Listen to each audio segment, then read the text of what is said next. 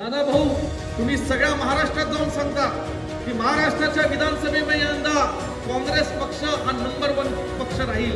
मी तुम्हाला सांगतो की सांगली जिल्ह्याच्या राजकारणामध्ये ह्या विधानसभेत काँग्रेस पक्ष नंबर 1 चा पक्ष राहील, हा विश्वास मी तुम्हाला देतो। आम्ही हे करतोय कारण आम्हाला तुमची ताकद प्रकट करायची। आज मला माहिती आहे आदरणीय श्रीमती सोनियाजी गांधी, राहुलजी गांधी आज नाना पटोलेंकडे बघण्याचा त्यांचा दृष्टिकोन फार वेगळा आहे। नाना पटोले साहेब साध्या सोप्या करणाऱ्या भाषण सांगायचं म्हणलं तर इंडियन क्रिकेट टीमचे विराट कोहली असं म्हणलं तर चुकीचं ठरणार नाही। आज बॅट एकदा हातात आली की ते 6 आणि 4 शिवाय दुसरं काही दिसत नाही।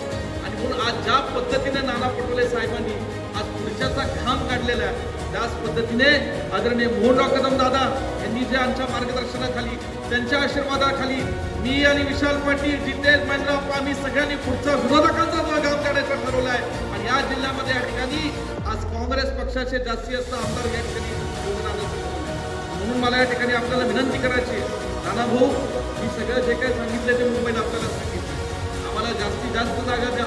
या ठिकाणी आम्ही निश्चितपणे आमची काँग्रेस पक्ष कार्यकर्ते म्हणून जबाबदारी पार पडू।